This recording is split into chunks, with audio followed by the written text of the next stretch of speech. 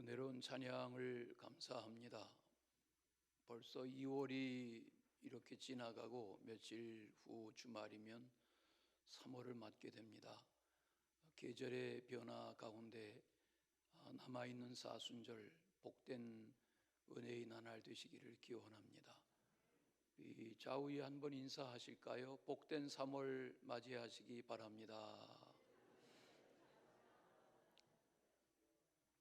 오늘 말씀의 본문의 배경은 읽지 않은 그 앞부분에 있습니다. 예수님이 언젠가는 여러 날 동안 가이사랴 빌립보 지역에 방문하셔서 이곳저곳에 선교 여정 중에 계셨습니다.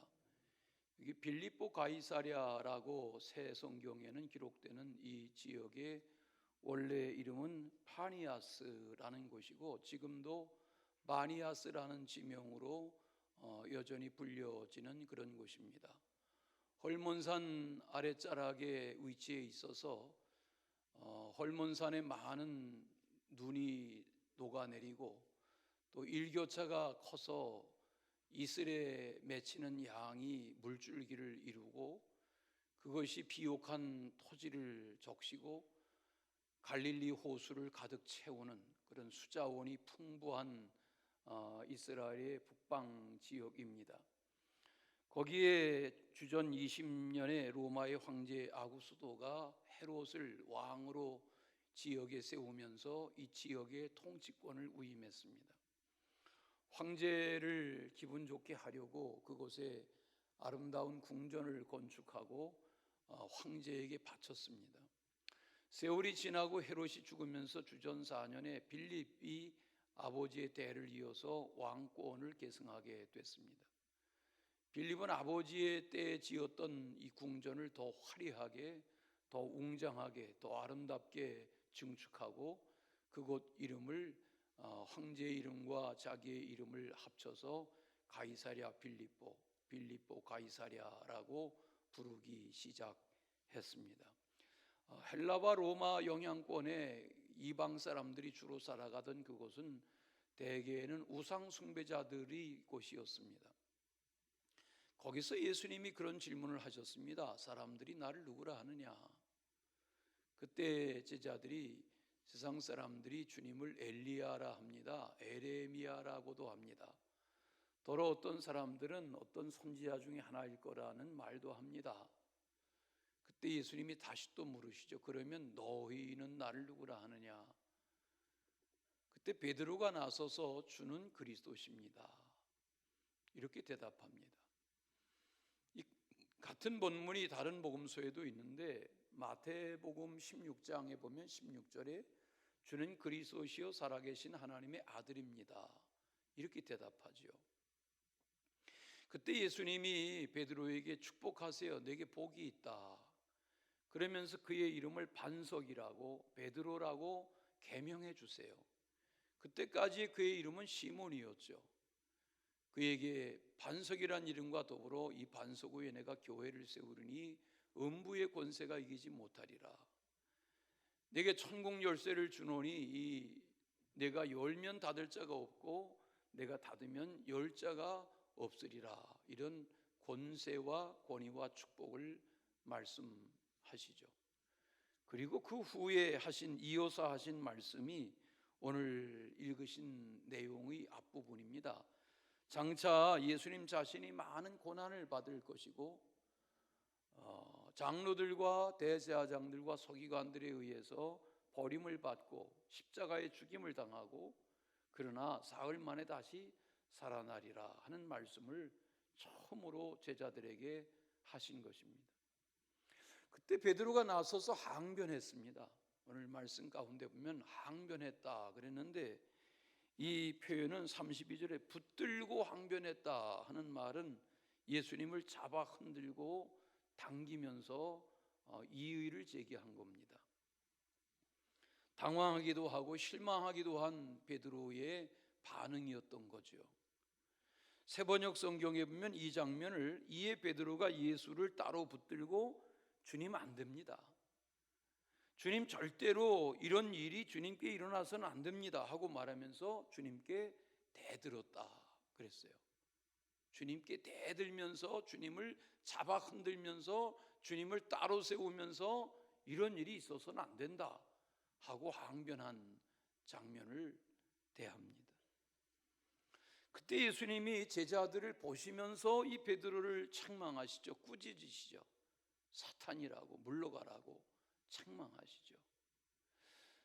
그러면서 예수님을 따르는 길이 무엇인가를 차근차근 말씀해 주시죠. 주님을 따른다는 것이 무엇인가? 주님의 원하시는 삶을 사는 것, 주님이 하라 하시는 사명에 순종하며 사는 길이 주님을 따르는 길이라고 하면, 주님이 이 현장에서 말씀하신 나를 따르는 자는 이러해야 된다 하는 이 말씀의 교훈을 묵상하실 때에 성찬 전에 은혜가 되시기를 바랍니다. 첫째는 하나님의 일을 생각해야 된다 그랬어요.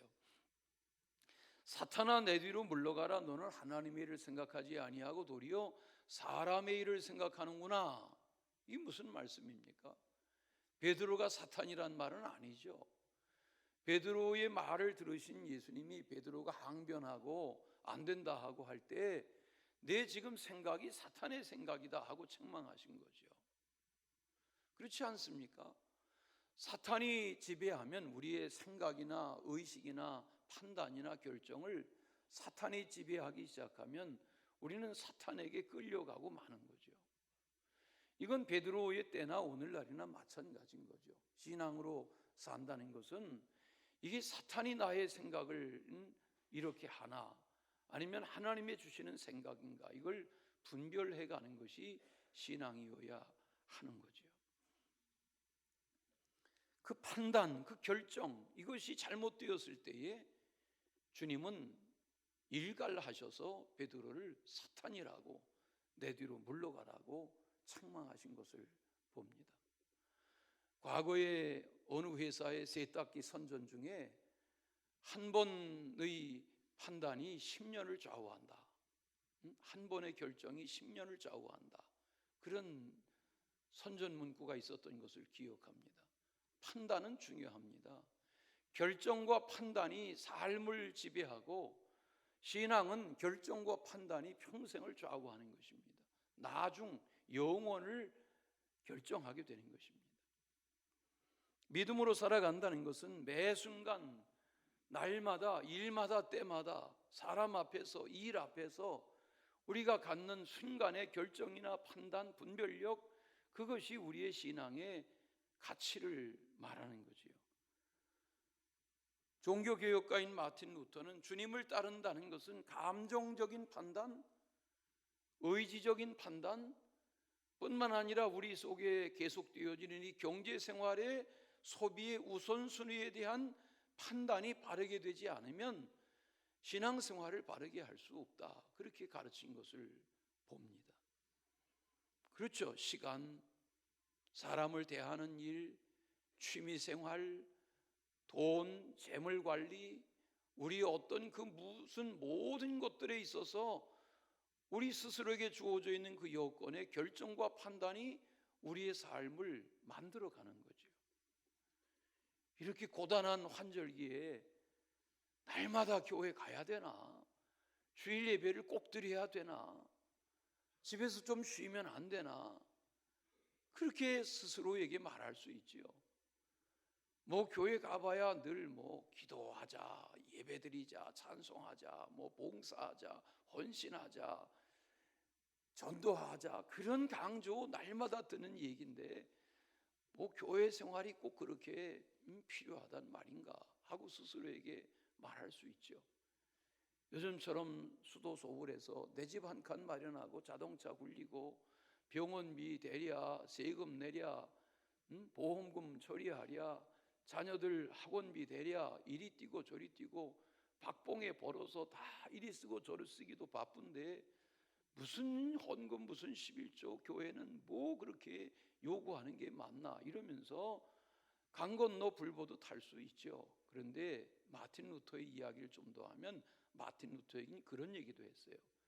우리가 하나님의 사람으로 믿음으로 살아가는 증거 중에 하나는 돈 지갑이 회개해야 된다. 그런 재미있는 얘기도 했어요. 예수님께서는 다가오는 이 장차의 고난과 십자가의 죽으심과 부활에 대한 말씀을 하시는데 베드로는 항변하고 대들고 아니라 하고, 이때에 베드로의 생각이 예수님의 가시는 길과는 너무 달랐던 거죠. 베드로는 세상적인 성공이나 출세의 마음이 있었던 것이 분명하죠. 베드로는 예수님의 곁에서 어떤 일이 있을 때마다 나서기를 좋아했죠. 형제 안드레와도 달랐고 다른 11제자와 달랐죠. 베드로는 항상 인정받고 싶어 했고 우두머리가 되고 싶어 했고 앞장서고 싶어 했던 그런 기질이 분명하지만 지금 이 즈음에서 예수님의 책망을 받고 있죠. 사탄이라고, 물러가라고 꾸지람을 받고 있죠. 신앙생활이 무엇입니까? 어떻게 하면 사람의 생각, 세속적인 사람의 생각이 아니라 하나님의 생각을 하며 사느냐, 하나님의 일을 우선하며 사느냐, 이것이 신앙생활의 시금석이 되어야 할 것입니다. 두 번째는 자기를 부인하고 자기 십자가를 져야 된다. 예수님이 원하시는, 기대하시는 삶이라는 것은 나를 따르려거든 자기를 부인해야 된다. 여기 자기 부인이라는 것은 우리 각 사람이 다 인격이 있죠. 자기 성품이 있죠. 다 나름대로의 자기 욕망 속에 살죠. 그런 우리가 우리의 성품이나 우리의 죄됨이나 우리의 악한 습관으로부터 돌이켜서 단절하고 주님의 원하시는 삶으로 인격이, 성품이 변화되어지지 않는다고 하면 어떻게 자기 부인이 될 수 있는가 하는 거죠. 주님의 도우심이 아니면, 주님의 은혜가 아니면 우리 스스로의 의지로 자기 부인하는 삶을 살기란 불가능한 겁니다. 또 하나, 자기 십자가를 져야 된다. 경제적으로 곤공하다든지 질병으로 고생한다든지 대인관계에 갈등을 겪는다든지, 그래서 사회생활이, 직장이나 세상살이가 일보다 사람이 부담스러워서 힘겹게 살다든지, 그런 가운데 우리가 푸념하듯 아이고 내 십자가야 라고 말하는 그런 정도를 자기 십자가라고 할 수는 없습니다. 주님이 가르치시는 자기 십자가란 고난 앞에, 삶과 죽음의 사이의 고난과 심판과 환난 앞에서 주님을 부인하지 아니하고 자신의 몫의 고난을 감내하며 나아가는 신앙인의 모습, 그것이 자기 십자가인 거죠. 일제식민지 치하로 말하면 신사참배가 무엇인지를 분별해서 나는 아니다 라고 항변하였던, 그리고 고수하였던, 하나님 신앙을 고수하였던 신앙의 선진들의 이야기가 많습니다. 우리 한경직 목사님은 템플턴 상을 받긴 했지만 템플턴 상을 받는 수상 연설에서 나는 신사참배를 부인하지 못했던 나약한 신앙의 젊은 시절을 보냈는데 나는 역사 앞에 이런 상을 받을 자격이 없는 그리스도인인데 라고 참회하였던 것을 압니다. 우리가 주기철 목사님이나 손양원 목사님을 말하는 것은 그 시대에 그들은 달랐기 때문에 자기를 부인하는 것이 무엇이며 자기 십자가를 지는 길이 무엇인지를 알았기 때문에 역사가 그들을 달리 보는 거죠. 손양원 목사님의 양손자인 양경선 목사라는 이가 있습니다. 손양원 목사님의 두 아들을 죽인 공산당을, 양재선 이 공산당을 양자로 받아들이죠. 그를 후원해서 신학교 보내죠. 목사 삼기로 원하죠. 그러나 내가 목사님의 두 아들 죽인 내가 신학을 하고 목사가 된들 나는 하나님 앞에 그렇게 살고 싶지는 않습니다. 그런 자신이 없습니다. 그런 양재선의 아들이 나중 양경선이 손자대에 가서 할아버지의 소원을 따라서 목사가 되고 지금은 아프리카 부룬디에 한센병 환자를 선교하는 선교사로 지내고 하는데, 그가 할아버지를, 친할아버지가 아니죠, 양할아버지인 손양원 목사님을 추모하며 나의 양할아버지 손양원 목사님은 이런 분입니다. 세 가지를 말합니다. 첫째는 손양원 목사님은 저항정신이 있었습니다. 아닌 것을 아니라 하고 불의를 불의라 하고 신사참배를 거부할 수 있었던 올곧은 신앙인이었습니다. 둘째는 사랑과 용서의 정신입니다. 두 아들을 죽인 그런 공산당을 양자로 받아들일 수 있었던 그런 손양원 목사님의 신앙 정신은 사랑과 용서의 정신이었습니다. 그런 할아버지의 영향, 아버지의 영향을 받아서 이 안경선 목사가 아프리카 부룬디의 선교사로 떠나서 한센병자를 할아버지처럼 돌보는데, 우리나라는 이제 한센병이 다스려지고 있지만 세계에는 4,500만 정도의 한센병자가 있고 그 중에 2,500만 명 정도가 아프리카에 있다고 그럽니다. 2천만 정도가 동남아시아와 세계에 흩어져 있는데, 특별히 부룬디는 아프리카에서 가장 가난한 나라, 거기에 널려있는 한센병자들 곁에 단기 선교를 다녀온 이 안경선에게 묵상하는 중에 하나님이 너 그렇게 짧은 선교의 경험으로 흡족해 하지 말고 누군가가 가야 하지 않겠나? 그 감동이 자기에 계속 이어져서 평생을 선교하는 현장에서 선교의 빚진 자의 삶을 이어사는 그런 간증을 접합니다. 또 하나, 자기는 할아버지의 신앙은 일사가구의 신앙이었습니다. 6.25가 납니다. 한강이 나무로 호남벌을 다 밀고 내려갑니다. 공산당이 여수까지도 점령되었습니다. 애양원도 피할 길이 없었습니다. 공산당이 쳐내려오는 소식을 듣고 손양원 목사님은 애양원에 그 정든 식구들을 1,200여 명을 다 나룻배로 해서 남해로 부산으로 다 피난 가게 하고 오늘 죽을지 내일 죽을지 모르는 중증 한센병 환자들과 함께 예배당을 지키면서 예배를 고수하며 그렇게 지내는 1950년 9월 28일 공산당에 의해서 총살됐습니다. 그 현장에서 탈출했던 신앙인 김창수 씨가 손양원 목사님의 마지막 모습을 증언했습니다. 손양원 목사님의 시체를 수습해서 장례하는데 거기 사모님도 슬퍼했지만 가장 크게 슬퍼한 것은 목사님의 두 아들을 죽이고 손양원 목사님의 사랑을 입고 양자의 사랑을 입었던 안재선이 상복을 입고 손 목사님의 마지막 가는 길을 가장 슬퍼했다고 전해집니다. 사료에 찾아보면 그 장례식에 상복을 입은 양자 안재선의 사진도 역사에 남아 있습니다. 결정적인 순간에 주님을 부인하지 아니하고 배반하지 않는 신앙, 이것이 주님을 따르는 신앙, 순종의 신앙인 줄로 믿습니다. 마지막은 주님의 말씀을 부끄러워하지 말아야 된다 그러셨어요. 오늘 예수님이 38절을 보시겠어요? 38절에 보시면 이 세상을 음란하고 죄 많은 세대다 이렇게 지적하셨어요. 여기서 음란하다는 이 모이스칼리스라는 말은 배우자가 있는 상태의 기혼자가 성적으로 타락하는 것, 그걸 말하는 단어입니다.